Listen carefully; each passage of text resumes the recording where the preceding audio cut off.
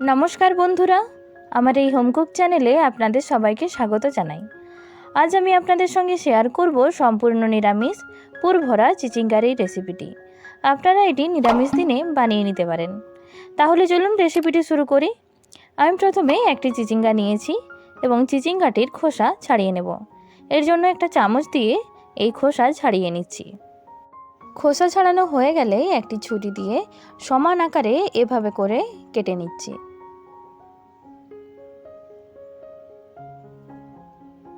চিচিঙ্গাটি কাটা হয়ে গেলে এর ভেতরে যে দানাগুলি রয়েছে একটা চামচের সাহায্যে সেগুলি বের করে নিচ্ছি।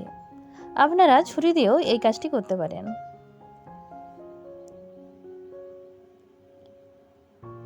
এরপর পুরটি তৈরি করে নেব। এর জন্য কড়াইয়ে দিয়ে দিচ্ছি 2 চামচ সরষের তেল। তেল গরম হলে এতে দিচ্ছি 2 চামচ নারকেল বাটা আর দেব 1 চামচ পোস্ত বাটা।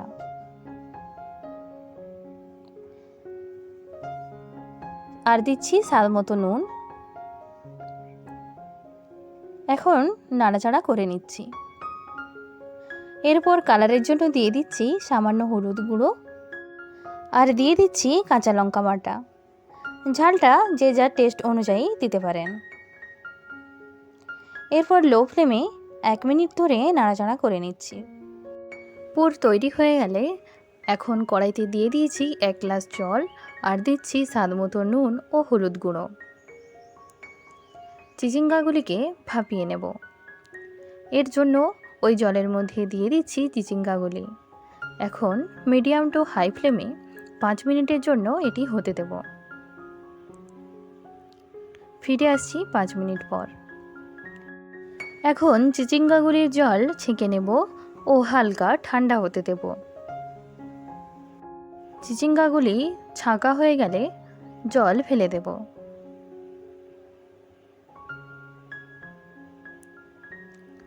এরপর চিচিঙ্গাগুলির মধ্যে পুর ভরে দেব। এর জন্য চামচের পেছন দিক দিয়ে এই পুর ভরে নিচ্ছি।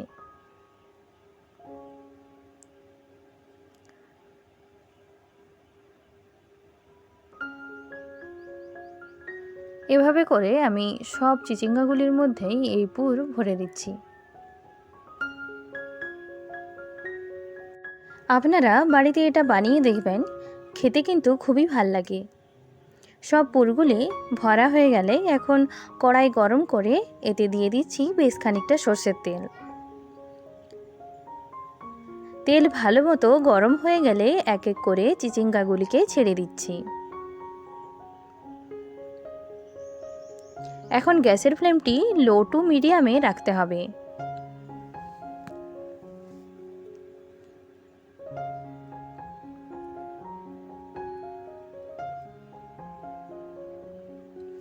এক পিঠ ভাজা হয়ে গেলে আরেক পিঠ উল্টে দিচ্ছি।